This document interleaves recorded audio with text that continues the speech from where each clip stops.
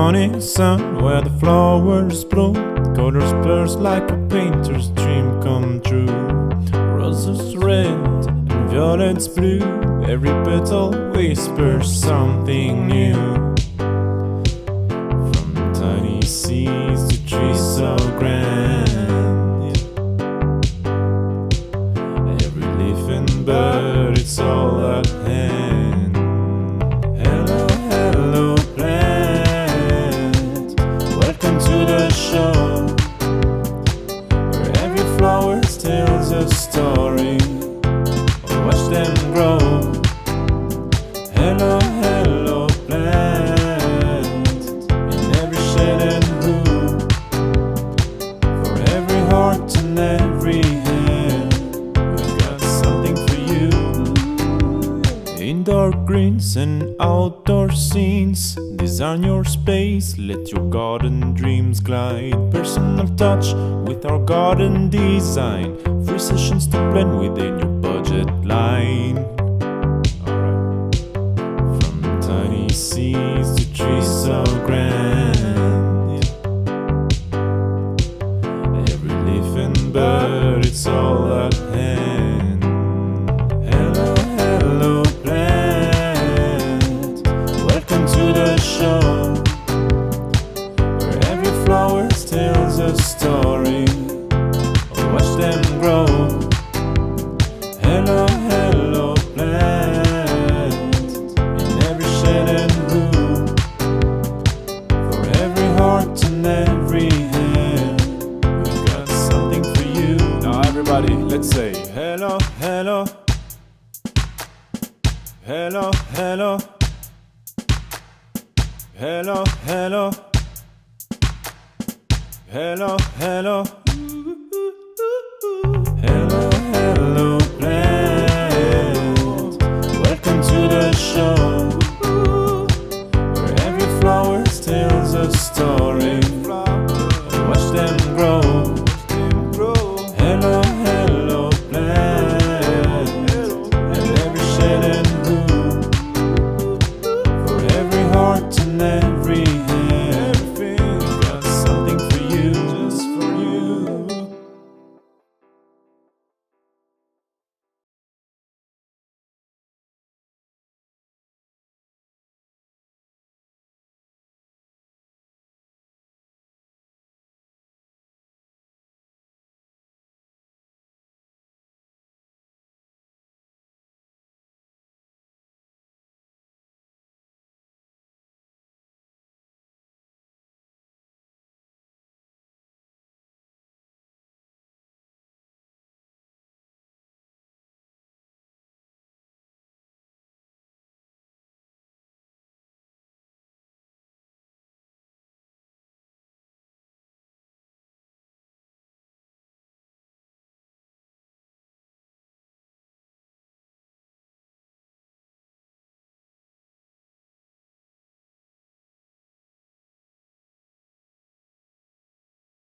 Hello,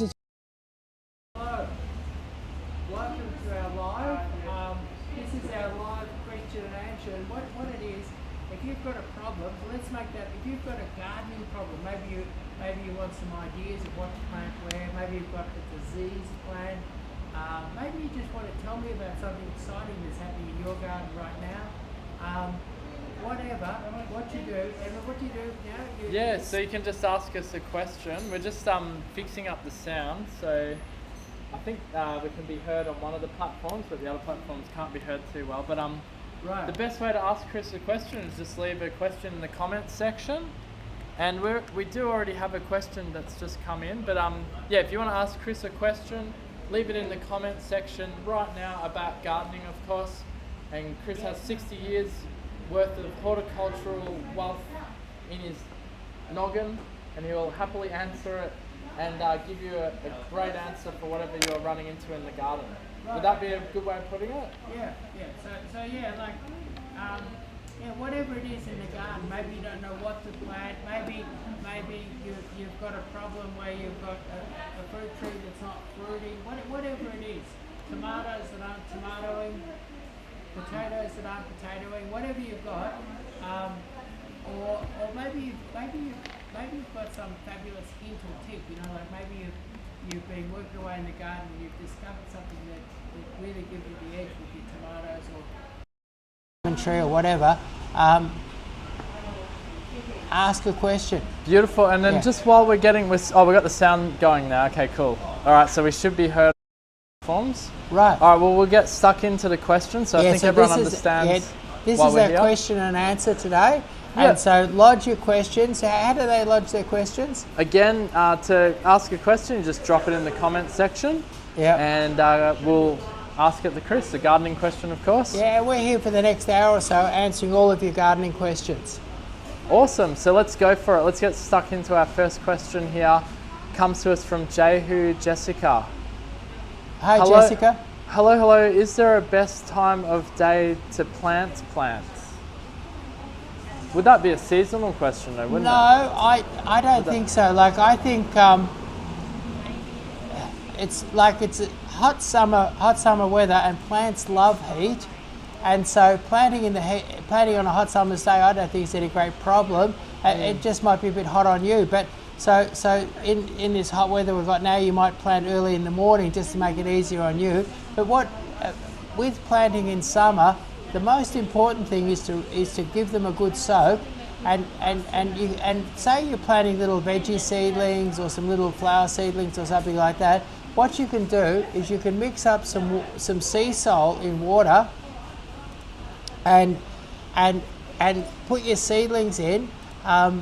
When I was young, we used to use Lane's Hormone 20, but you know, sea salt does a similar sort of job. But what we do is all our little seedlings, we'd immerse them in it, and leave them there for a couple of minutes, then plant them. And then you can finish off by watering them in with the residual liquid that you soak them in. So, and that gives a great start. And but having plants really well hydrated and then watering them in well really eliminates the need, you know, to plant at any particular time of the day. And I think you've only got to think about the human side and maybe about early in the morning or in the evening, just so that you feel more comfortable while you're planting. Yep, great advice indeed. The next question that comes to us is from Rachel. It's quite long, so just make sure you're listening, Chris. Yep. So I have a space at the front of my property that I want a short feature tree. Thinking a weeping variety, cascading birch or Japanese maple possibly, maybe an apple blossom. However, it's close to concrete on all sides and pipes underneath. So wanted some advice on which would be best for not disturbing the concrete while still being a cool statement tree. No, area is about 4 by 3 meters and don't want tree higher than 3 meters. Okay. Any suggestions? 4 by 3. Okay, I'm thinking, from what you said with pipes and everything like that, I'm thinking weeping silver birch. Because weeping silver birch are shallow rooted, they're not going to be down in your pipes, and they're not going to damage your concrete. And because they're just a low weeping tree, they're not going to get too tall or too wide in that location. But the one thing that I'd say is you've really got to dig that ground over well and make it nice and loose and fertile, and then keep them well watered. Because birches aren't deep rooted, they're not going to be down in your pipes, so they're not deep rooted. They need to be kept watered because they don't have an extensive root system to go find water. But that not extensive root system means that that's a safe tree for that spot. And if you were to buy weeping birches that were, say, 1.8 metres tall, they're really not going to get more than about 2.2 or 2.4 metres tall. So, and because basically they get the birch, they graft up high, it goes up a little bit and then falls down. All right, so weeping birch was the answer? Yeah, I think weeping silver birch would be fabulous as long as you work up the ground, make it loose and fertile, and water them well. Thank you. Awesome. Okay, there you go, Rachel. And Jessica says thank you for the answering the question before. We've got our next question comes to us from I'm Mama. We just got rid of huge yuccas from front garden, got them removed and mulched. How long do we allow soil and area before adding new healthy soil and planting new hello plants? Hi from Mary. That's Mary. Right. Okay. What I'm going to do is draw a little picture here. How do you handle yuccas though that they keep coming back, don't they? Well, that's what I'm going to explain. I wonder if we could bring the camera over. Is it possible? We can move the cameras, yeah. Actually, what I'll do is I'll draw a picture here. Here's a yucca. It might be upside down, but it's still, you can still see it. No, I'm going to put it up the right way. Oh, so great. Here we are. Yeah. So here's a yucca here. It's got the spiky head on the top, and here's the soil level here. And you can see this big mound here, right? Now most people, and there's lots of people want to get rid of yuccas. So, and because they do grow quite big and get a bit untidy and yucky when they get old. Yuccas. Yuccas, yeah. So this is how it works. Now these little roots that come out here, these roots will never grow or sucker. So how you get rid of a yucca is you get a sharp spade and a mattock, and you dig down and you chop these roots. You leave the trunk here and you chop these roots, and you dig down both sides and chop these roots, and then somewhere around here you just sort of wobble it and break the rest of the roots and you pull him out. And if you get this whole big ball out, it's really amazingly easy to get this ball out. Once you understand the structure, cut these little roots, pull this whole ball out. Now where people go wrong is that they might chop through the ball and they leave this bit of the bit here. If you leave any of this ball here, from the bark, shoots will come and it will grow. Right. So what happens, but if you leave these little roots, you don't have to get these little roots out. These little roots will not grow. So it's only this ball and the bark on the ball. So if you even say you left a couple of roots with a little bit of bark, just like that there, it's going to grow. Okay. So basically, you've got to go right around. You've got to get that ball out and all the bark on. It's covered in bark, and you've got to get that out with the bark. Right. Okay. And so if you attack like that, and if you try and chop through this ball, you'll kill yourself. It's really hard work. But if you go around it and just knock these little roots out, it's surprisingly easy to get rid of it. So that's the secret of getting rid of the yucca. Wow, that's great. And great then, advice. so say you've chopped up a yucca, you've got rid of all of it.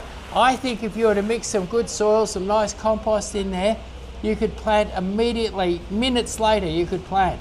But if you've left a part of that ball in there, you could be in trouble because it'll shoot and grow. Okay, great. And thank you to Max DTK sent you a rose, Chris. Hey Max. Rachel says thank you for answering that was the Weeping Silver Birch suggestion. And Katie Emily says, I want a feature tree for my backyard this time. If you didn't have a budget and wanted something evergreen, but something that flowers beautifully, what would you pick? Something show-stopping. Okay. What came to my mind was an Exmouth magnolia. Your Exmouth magnolia has big white flowers, like they're enormous. They'd be 35 centimetres tall and 30 centimetres wide when they're open. And what's amazing is I've been in gardens of a night when the Exmouth is flowering, and you never have that many flowers, but half a dozen flowers will fill a nice big yard with the most beautiful heavenly fragrance. So I reckon your Exmouth magnolia with its big white flowers, real showstopper. Okay. All right, give that a whirl. And is that they're not too inexpensive? No, well, I think we've got Exmouth magnolias online starting at $24.99 for an 8-inch pot, and they're about 3 foot tall. Great. All right, there you go, Katie. And all right, Mama Jax is next asking, we're going to plant a hedge. Is it better to dig a trench to plant all the plants across, or individual holes per plant? Okay. Individual holes are okay, but I like to dig a hole 3 or 4 times bigger than the pot that I'm planting, and mix a bit of potting mix in, put some soil wetter and some Osmocote in there, and give it a really good start. Then keep the grass and weeds away while they're getting growing. Yeah. Okay. All right, there you go, Mama Jax. Katie says thank you with some love hearts there. All right, keep the gardening questions coming through. Maybe while we wait for a few more to come through, you want to tell them about some of the specials this week that customers could get in store or online?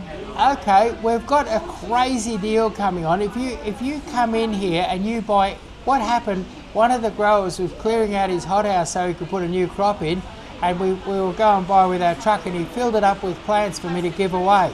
And what we've got is calanchoes, which are a beautiful flowering succulent. You can put them in a pot, put them in a hanging basket, and they flower and flower and flower and flower. We've got calanchoes, and if you come in here and buy anything, we've got great big chrysanthemums. We could even grab a chrysanthemum and a calanchoe.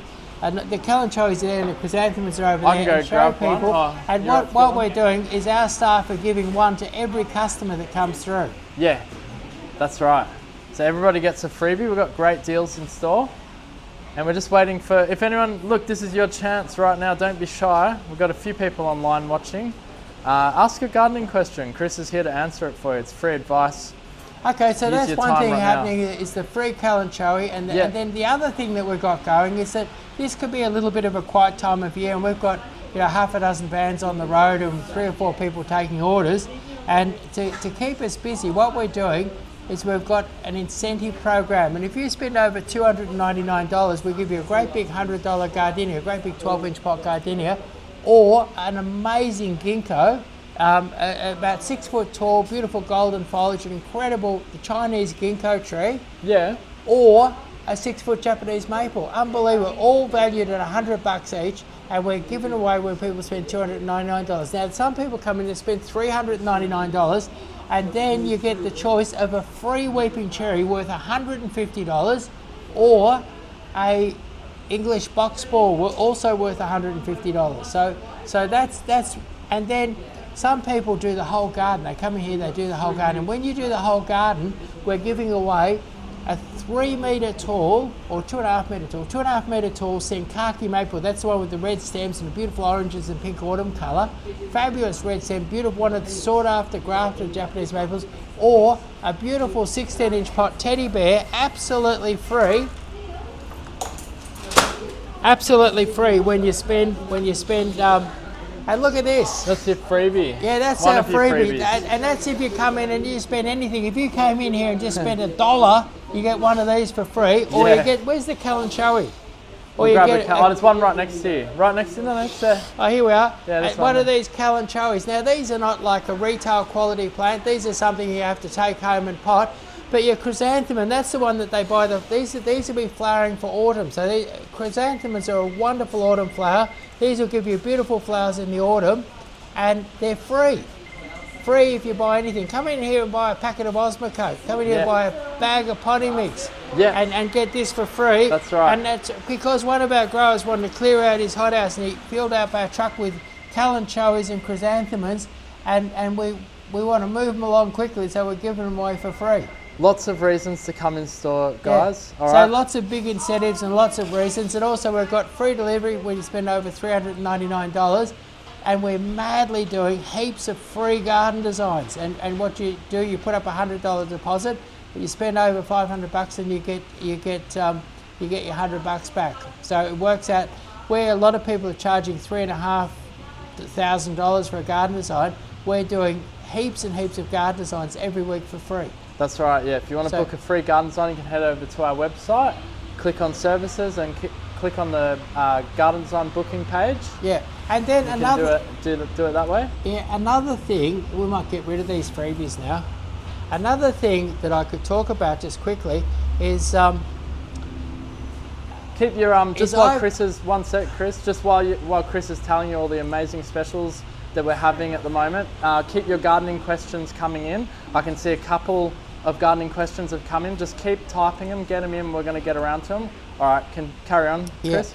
As I was going to work this morning, I watered the pot plants at the front of my house, and then I noticed that one of my birches was looking a little sad. And with birches, as I was saying before, they're shallow rooted. It was looking a little sad, dropping a few leaves.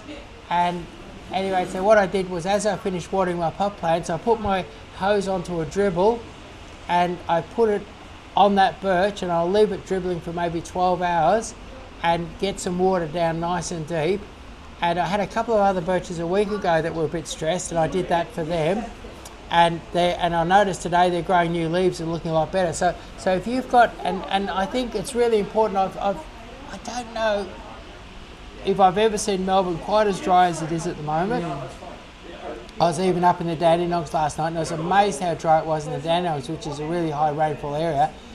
And so now is a great time rather than lose your landscaping, if you see plants that are stressed, and stress would be like lots of leaves turning yellow, leaves dropping off, browning on the leaves, all of those things are indications of dryness.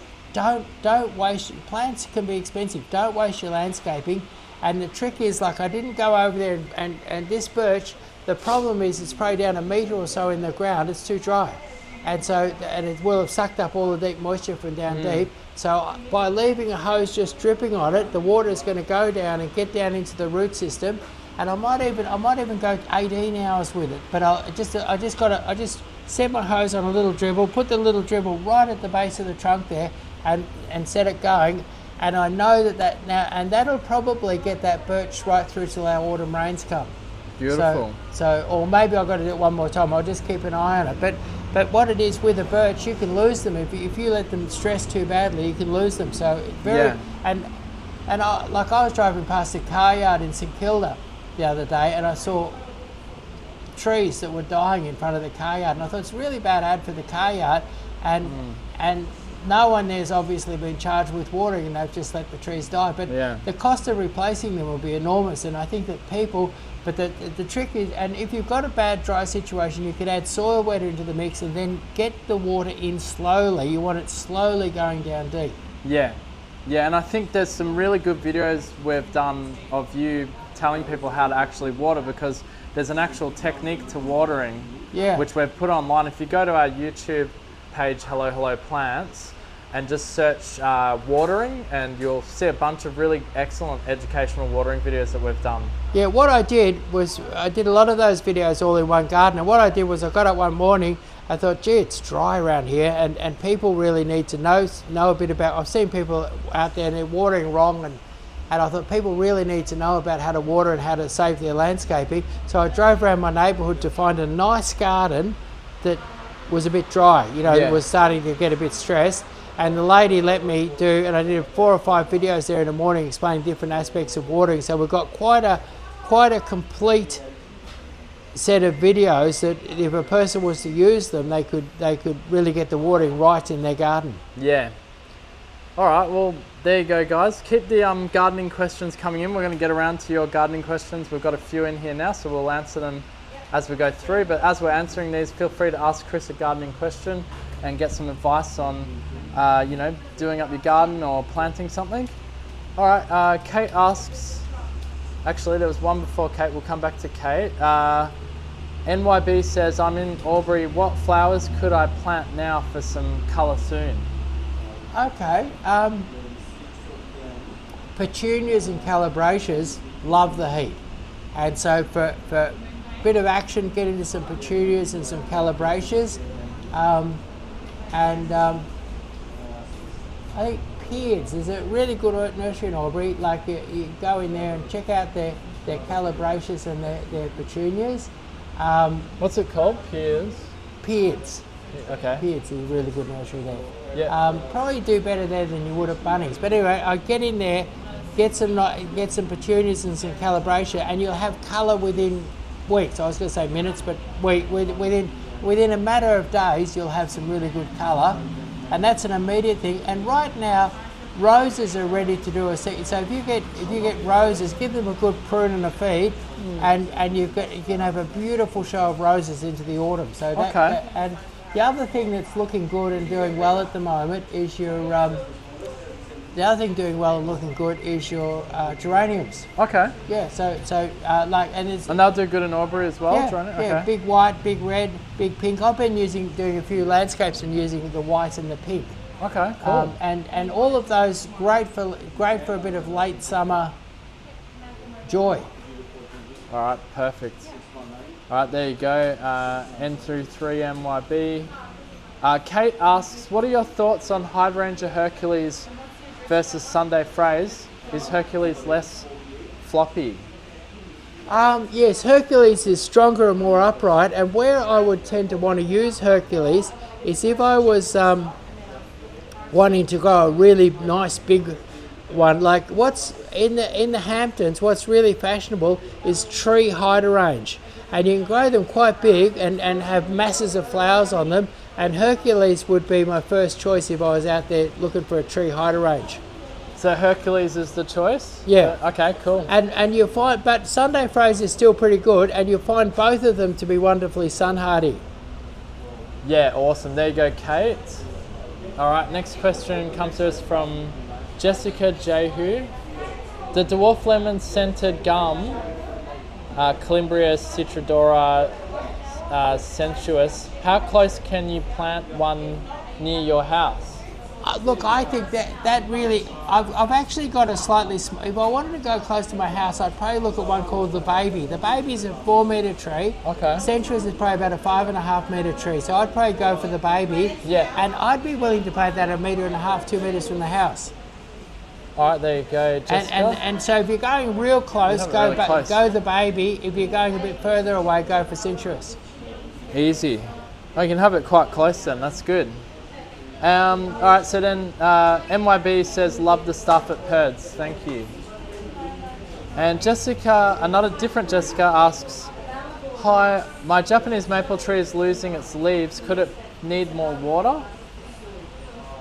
Yes, I've got a Japanese maple that I've got to leave a dripping hose on at home. Yeah. And it's got a bit of browning off, and I haven't been watering it quite enough. Yeah. And so, yes. And I was in somebody's garden the other day, and they said, oh, the leaves are browning off on the Japanese maple. I don't know why. And I looked at the ground underneath, it was as dry. So, I've seen, what about like the Boston Ivy's going red and stuff in? Is that from dryness yes, too? it is, yeah. Very early, like. So I was advising someone the other day, where it's really stressed, it goes brown instead of red. Okay, yeah. And so It's crispy. Yeah, and Boston Ivy at my house is starting to get a bit dry too. So yeah. Okay. All right. Well, that answers the question for the Japanese maple losing its leaves and needing more water. Yeah, That and sounds so like the case. and the thing is, it doesn't need a quick squirt; it needs a deep soak.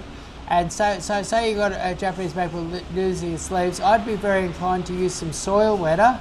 I'd use some soil wetter, sprinkle that around, correct dosage, and then a soaked hose running very slowly, or a hose just dripping. Yeah. And sort of do some estimation how long that dripping and moisture is going to take to go down 1 metre deep.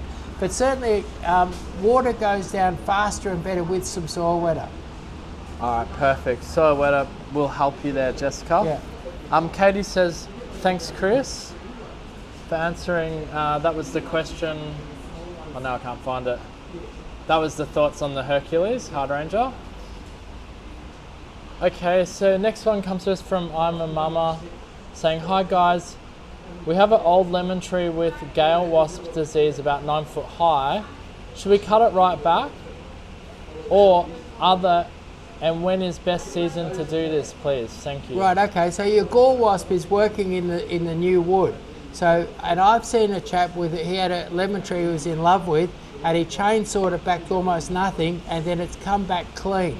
So yes, and then once it comes back, you can buy insect strips that kill the insects. Oh yeah. But it's good with the insect strip not to kill all the insects in the neighbourhood and just kill those ones. So if you were to put a very fine mesh over your sticky thing, the insects will go. The gall wasp will go through the mesh and stick to it and die. Oh, cool. Okay. So use the sticky stuff to stop it. The nets or the sticky nets. Okay. So rather than chopping it right back then. Oh no. Still chop it back. What you want to do is chop it back. Yeah. Water it and fertilise it. And a good time, I reckon. I wouldn't be chopping one right back now because we're getting late. Yeah, that's what they asked. When is the best time to do that? Okay, good question. I would do it end of August. Okay, End so of it's August, after they're fruited. Yeah. And so that the warm weather's coming and it can reshoot quickly. Whereas if you do it as the cold weather's coming, it's going to go a long time without much foliage. Yeah. So what you could do now, say you've got a lemon tree, you're planning to hack it right back really hard, I'd give it a really good dose of fertiliser, plenty of water, build up its muscle so that after you've chainsawed it back, its rebound is strong and quick and fabulous. Wow, that's amazing. All right. All right, there you go. So now it's time to fertilise and water. Fertilise and water now, and then chop back at the end of August. Yeah. And then you can get those sticky strips for the bugs, the wasp. All right, Lynn asks, thanks for the watering tip. Oh, so just saying thank you for the watering tip on the birch. Yep. It's me, Danny says hello mate. Hello, Danny. Alright, keep the gardening questions coming through, guys. We'll answer them, Chris will answer them as we go. Still got a few more minutes left. Alright, Jules Colwyn asked, what size pots would you use to grow magnolia and pittosporum in? Okay, big pots. Big pots. What nurserymen do is often, like if they had a little tiny 8-inch pot, you might move it into a 12-inch pot, and then when you fill the 12-inch pot, move it into a 16-inch pot. But if you want to grow them long term, I would probably look at, say, a 24-inch pot is something that they could live in indefinitely. Yeah, cool. So your 24-inch pot is probably about 90-litre pot, so 90 litres of potting mix in that. And then they can stay there permanently. Perfect. All right, there you go, Jules. Pete asks, is his question coming through? Doesn't look like it, Pete. Just make sure to not use any words that could get filtered by the platforms. Yeah, like if you talk about killing or something like that. Yeah, like don't even say that word on here. They'll cut it off. All right, I think that's it for that side of things. All right, so the travel agent's wife says, what to do if your crepe myrtles aren't flowering? Okay, we've had a funny old year this year, and we had a cold lead up to Christmas, and then just before Christmas it got dry and it stayed dry, and my partner's real worried because we've got a big crepe myrtle in our driveway, and it didn't have a flower. She thought there was something terribly wrong with it, and we had a kind of a ground cover around the base. So I said, look, clear away the ground cover and give it a deep soak and a little bit of fertiliser.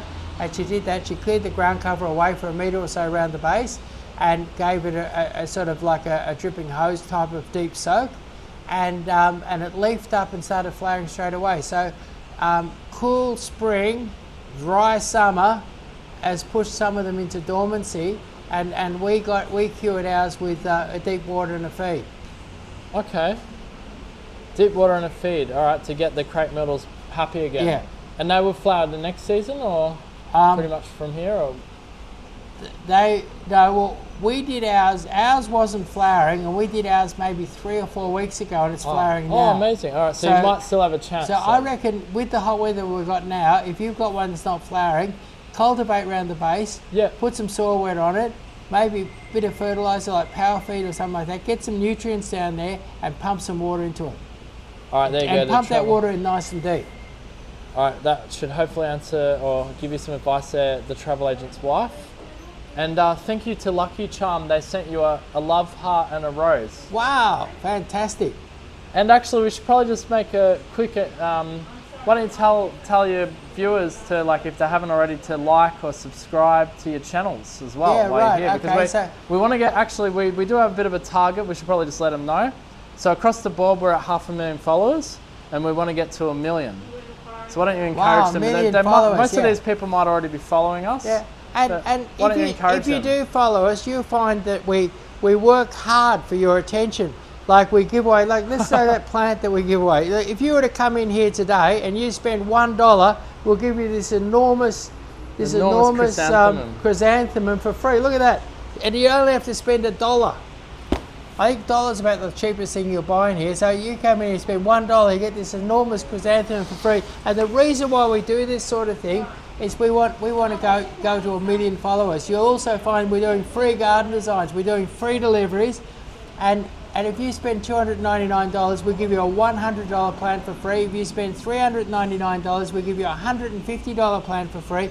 And if you spend $1,000, so you come in here and do your garden lot, and you can get a great big advanced Senkaki rare grafted Japanese maple worth $400 for free. It's about 2.5 meters tall. Or you can get the most sought after magnolia in the world, the teddy bear magnolia, about 1.4 meters tall, big and bushy, valued at $400. You get it for free when you spend $1,000. So I had quite a number of people come in, get a free garden design on the weekend, get themselves one of them free magnolias or a big Senkaki maple and buy the whole garden lot and do it, and then get their free delivery.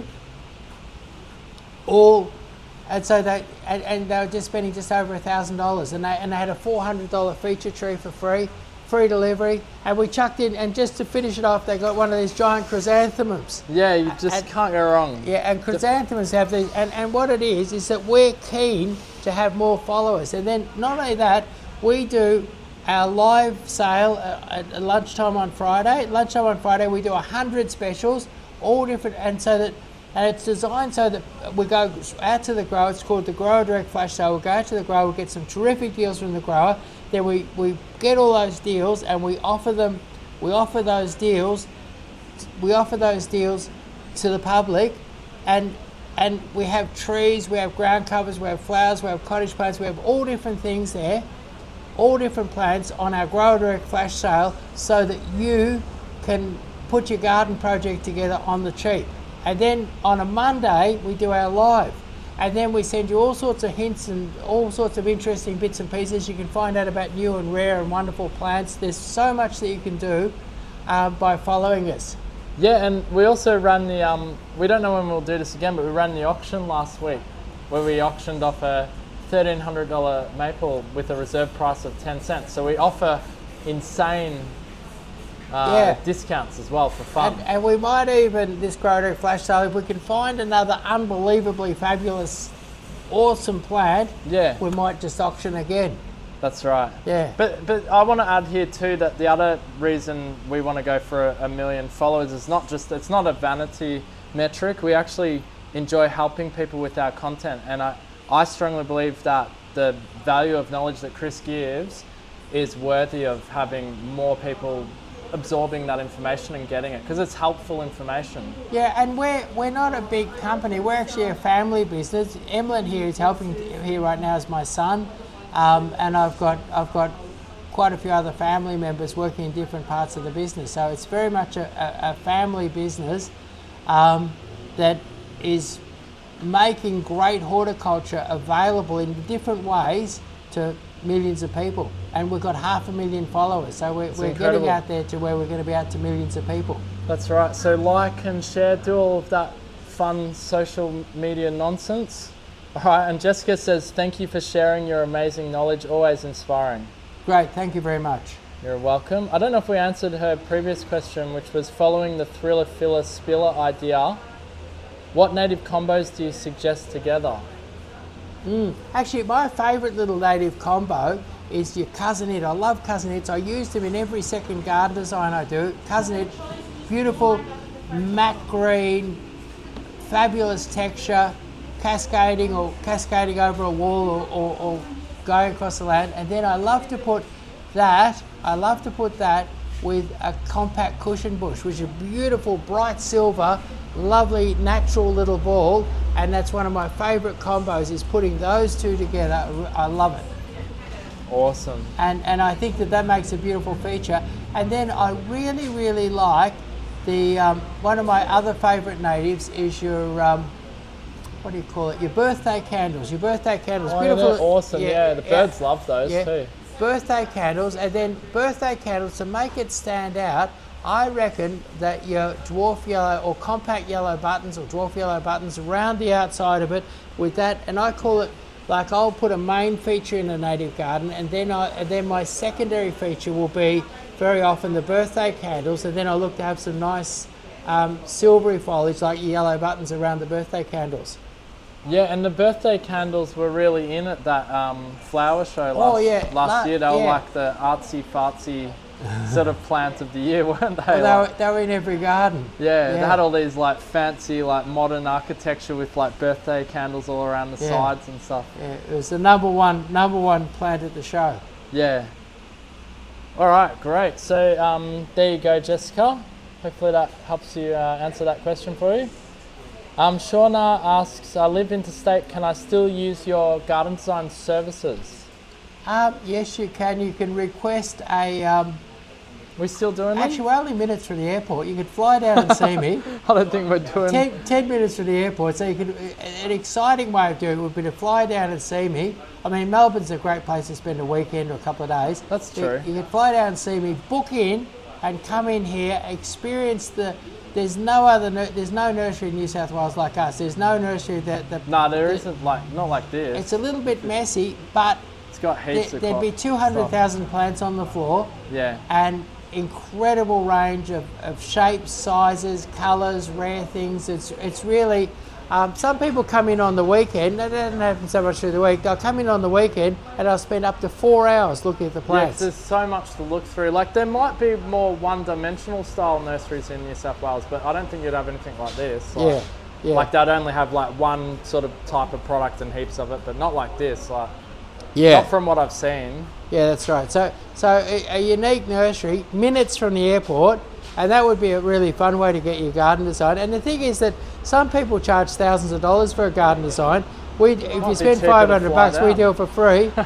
So it's whether you buy any plants or not, it's still a cheap way to get a garden design. And I, in many ways, because we do, what happens with normal garden designs is that a person will come out, have a sit down with you, have a chat with you, and they'll go away for 2 weeks, they'll come back, they unroll their design, and if you don't really quite like it, they'll tell you why you should like it, and you're stuck with it. And then, whereas what we do is we do the garden, and lots of times this weekend when I was doing garden designs, people said, I don't really like that. I said, let's throw that out and let's do something different. Or, I really like that, but those what's-her-names are no good. And so what would happen is that whilst we're doing the garden design, it would be changing and evolving. So very much doing our garden design, although it's free, it's absolutely unique in that we do it right there in front of you, and and what we do is we make up a mood board and we show you all the plants, and we make sure you like every single plant, and then we put that together into a little design for you. So nobody else does it right in front of you, right there. And gauges your reaction to everything, and like I sort of sometimes see people they don't even say to me that they're not really happy, but I see them not being happy or excited, and I start saying, and I modify the design right then and there to make them happy. And I have people with very strong emotional reactions when you get when you do exactly what they want, what they've dreamed of, but they didn't quite know how to express it themselves. You'll often get them laughing or crying or yelling or whatever. They get really, really excited, and you get a big emotional reaction and I love it, getting that garden design right and getting that big emotional reaction. Yeah, that's right. And Jessica, just following up on the natives that you suggested before, just before we get to that, Shauna, yeah, worth the trip down if you're going to do the garden design service. Jessica says, I've planted these. I planted 2 last year, but my birthday candles haven't grown, but hasn't died. Any tips? They're pretty, I think they're kind of small and slow growing, I think a bit, they take a while to settle in. They need to put down a few roots. I'd put a bit of native osmocote around it and a good deep soak. All right, perfect. All right, we're going to have to wrap it up shortly, guys. We're getting to your questions, a few here. Just circling back to Jules with his question about the pot size for the, I think it was magnolias and something else. Yeah. Jules Colwyn asked, would you use drip or overhead sprinklers for magnolia? Overhead. All right, that's a nice, quick, easy one. And then, quickly, I'll tell you, I like overhead because you can see whether they're working or not. Often you don't know that your dripper wasn't working till you see the plant shriveling up and dying. Yeah, not a good way to go. Casey says hello from Hobart. And 01 has given you a bunch of hearts and taps and all sorts of stuff here. Wow, thank you very much. Thank you very much. Great to get some recognition, but the recognition I most love is when you recommend me to your friends, your relatives, your workmates, your boss, as a place to get information or a place to get plants, and suggest that they follow us. That's right. We had a question there, are you from Vancouver? My screen's gone off, but... No. No. I'd love to go to Vancouver though. Vancouver is a fabulous... Vancouver would be a little bit similar to Melbourne, where you've got a beautiful climate, weeping cherries and Japanese maples and all those sorts of things that we love flourish there. Yeah, right. Similar, can grow similar things. That's cool. Mombay says, hi Chris, I enjoy your posts and insights. I'm particularly interested in choosing a suitable tree or a tall shrub which will provide screening, has non-invasive roots as it will be planted near house and retaining wall, yet has deep leaves and easy maintenance. Am I dreaming? No, what you want to look at is a snow maiden. I had 2 or 3 people over the weekend when I was doing garden designs with the same requirements, and the snow maiden has dense, dark green, fine foliage. Now what's bad about it, it's a little bit slow growing, but what's great about a slow growing hedge is that once it achieves what you want, you're not out there trimming it every day. And what you'll find is snow maiden is dense dark green foliage, fabulous white blossom in springtime, and a little bit slow growing, which means once you establish a 1.8 or 1.6 or 2 metre hedge, it's not going to take you much trimming or controlling to keep it where you want it. All right, Mombay, there you go. Perfect, so you can go with that one. And if you want to rewatch this live to get the answers, you can do that over on YouTube. Just search Hello Hello Plants, and we post all of these lives once we're finished. We'll answer a few more questions, then we'll wrap it up. JW42 Great says, how tall will a flowering ash, Flaxinus grithi, grow if they planted in a good well-drained soil? They get full sun most of day. They are planted 4 metres apart. I've never seen one more than about 6 metres tall, but let's say 7 or 8 metres. They seem to be, they're an interesting tree in that they're fast growing, but not a really big tree. And Fraximus griffithii are incredibly hardy, beautifully deep rooted, very fast growing, but don't grow too big, and a beautiful evergreen that in summer has these pale green flowers that sort of float like a cloud over the dark green foliage. So they're very attractive in an unusual way, worth having a look at. And if you were looking for something super duper hardy, evergreen and not too big, Fraximus griffithii is a great one to look at. And some people call them a flowering ash, but there are other types of so it's a bit vague. When you say flowering ash, it's a bit vague, so it's best to call them a griffithii. All right, awesome. Dan asks, what do we need to bring with us for the garden design? Photographs, measurements, and book first. And you can book online.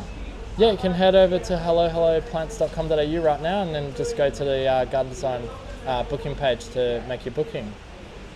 All right, and we're going to wrap up very shortly. Mombay says, thanks Chris, value your advice. And Jessica says, thank you. DJ774 says, I'm growing a bonya pine in a pot and some of the leaves on the middle of the branches are turning brown. Should I be concerned? Yes.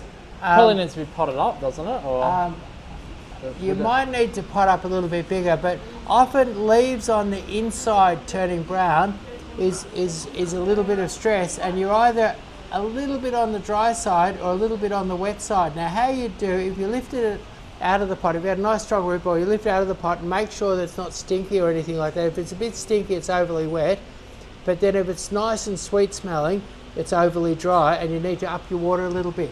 And one thing with pots is when people let them dry right out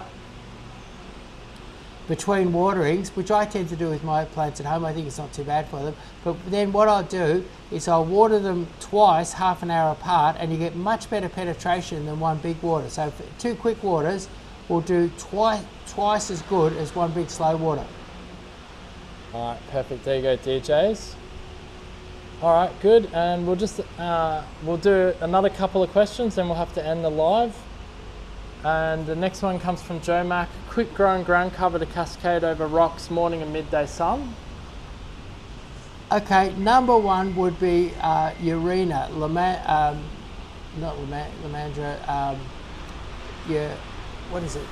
Myoporum Urena. Myoporum Urena grows like crazy, cascades beautifully. We made a video about that recently. There was a bit of a hit. Got a really good video. Yeah, how could a person see that? Just head over to, probably the best way to search for any of our videos is through YouTube, because the search engine is the second largest search engine on the planet. And as long as we've titled everything correctly, you'll find it. But if you just search Hello Hello Plants Myoporum. Yeah. Or Myoporum Urena. Urena, yeah. I think we might, actually have a look and see how we headed that up so they can go let's do it right now, yeah. But Myoporum Urena would be in my top 20 favourite plants for using in my garden designs, because it's incredibly tough, incredibly fast, and beautifully flat and cascading. All right, I'm just having a look online now to see if I can. But that was I think that was a very popular video, wasn't it? It was, yes. Let's see. Just try one other search here in the background. All right, we might go to the next question while I'm searching. Yeah, what's the next question? All right, last question here today. So I'm after a hedge that tolerate high winds with volcanic soil. Wow, wonder what that is. So hopefully that's a red volcanic soil, high winds. It depends. So high winds in a volcanic soil, you would do extremely well with the Monterey cypress, Castuel gold, or Leighton's green, and all fabulous for high wind areas, particularly the Castuel gold and the Monterey cypress. If it was very, very wet country, you could use the Western red cedar. So Western red cedar would be very good, and Photinia robusta, fabulous in a windy soil and a windy area with volcanic soils. So that's Photinia in a very wet area, the Western red cedar, and then if it's a bit drier, the Monterey cypress, Castuel gold, and the Leighton's green, all fabulous for that windy area. And you probably start them off fairly small and put a nice little tree guard on them to get them started. And keep the grass and weeds away from the bottom and give them a good sort of treatment with Osmocote or something. So that's it there. See that one there? Yeah, I found it. So if you just search Hello Plants, going back to Joe Mack's comment about the quick ground cover to cascade over rocks, morning and midday sun, and providing this, obviously we're providing they're from Australia, right? Like that you do that. Oh, they're from some other country. Well, we don't know. Yeah. Don't know, but the title's Myoporum urina, tough native ground cover. That one on the left there. But you do need to type Hello Plants, and there obviously YouTube has a lot of videos, so you do have to scroll down a tiny bit there to find it. But that video is really good example of it growing over an embankment there. All right, well, we might have to wrap it up there. And we got a chance for one more, do you reckon? We'll wrap it up now. There's one more. Yeah, one more. Let's do one more. All right, so this one, Tracy Taylor asking, low maintenance, high privacy and coastal area, height not width, please, Victoria, not conifer type. So give me that for high. residential. So low maintenance, high privacy in coastal area. Height, not width. Victoria, need not a conifer type for residential. Right, okay. So they don't want conifers, it's a residential area, they want height, not worried about width so much. Coastal. So we have the Ficus Co, and Ficus Co very good in a coastal situation, very good in a windy situation. Can take quite a bit of salt on the foliage and things like that. It's on our website is Ficus Co, and what it is, some of the other ficuses, most ficuses will do really well in a coastal area, but some of them have very aggressive root systems, and if you say you wanted a not so aggressive root system, one that didn't grow too big, only grow 3 or 4 meters, your Ficus Co or Californian Ficus California is the one for you, and you'll find that's very, very good in a coastal situation. Awesome. All right, there you go, Tracy. So Ficus Co, and we do have Ficus Co here. We do? Yeah, or Californian Ficus, and our staff can help you with measurements and distances and everything like that. Awesome. All right, Tracy, you can give that a go. All right, well, we're going to wrap it up, our live Q&A with Chris here today. Do you want to say anything about the Chinese New Year right now? It's the Chinese Lunar New Year. Yeah, New Year's right. Eve. It's What is it? New Year's Eve, I think, right now. Yeah. And then tomorrow's the actual celebration. So what we've got here is we've got some lucky bamboo. So whether you're Chinese or not, it's the year of what is it? The year of the horse, isn't it? It's the year of the horse. And if you come down here, we've got some of the things that Chinese people like. We've got kumquats, which are kind of bring the bright orange or golden colour of the fruit. helps bring luck and money. We've got large leaf jade, and we've got some lucky bamboo. So you can come down here, and we've got plenty of kumquats. So Awesome. the only problem is that in China, at the time of the new year, the kumquats have got beautiful fruit on them, and unfortunately, we're sort of the other side of the on the other hemisphere. So often Chinese people are a bit disappointed because our kumquats aren't fruiting at this time of year. Yes, true. Yeah, it's the other side of the equator. But you can get your kumquat and enjoy them fruiting at their time of the year. There you go. Yeah. All right, well, there you go, guys. Well, thank you so much for joining us. Tracy says thank you in capital. Yeah, thank you, Tracy. That was for the Ficus Co suggestion. Yeah. All right, cool. Well, we'll wrap it up there, and we'll be back next Monday with another live question and answer with Chris. And also, don't forget to join us for the Growers Direct Flash Sale this Friday at 12 o'clock. We'll unleash 100 brand new items, and Chris will go over each item that we're putting out in that brand new sale this Friday at 12. And we've got some exciting new products too. Awesome. And actually, one of the things that's happened in the nursery that really is exciting, there's been a worldwide shortage of bougainvilleas. Bougainvilleas high to popularity, and there's a lull in production, and we've cornered the bougainvillea market, and we've got lots of bougainvilleas in stock. I think we've got about 6 or 7 different varieties right now. So if you're a bougainvillea fan, and I've got some little bougainvilleas right here, see little bougainvilleas there. But if you're a bougainvillea fan, if you're a bogan who likes those villias or whatever it is, a bougainvillea fan, this week is the week to come in and stock up on bougainvilleas. Yes. I think we can just, there's one, little question. Aaliyah says, do you have weeping acacias? I think you can answer that. Do we have them in? Yeah, we do. We have the, we've got the, waterfall acacia, the grafted waterfall acacia. We've got the grafted lime light acacia. So yes, we've got your grafted your tall ones that cascade down. We've got them in stock today. Perfect. All right, awesome, guys. And if you have any other questions, feel free to call ahead before coming in. 03 9359 3331. You're welcome. Aaliyah says thank you so much. All right, we're gonna go now, guys. Thank you so much. Okay, see you next Monday. Come and ask me a question next Monday. Thank you. Bye.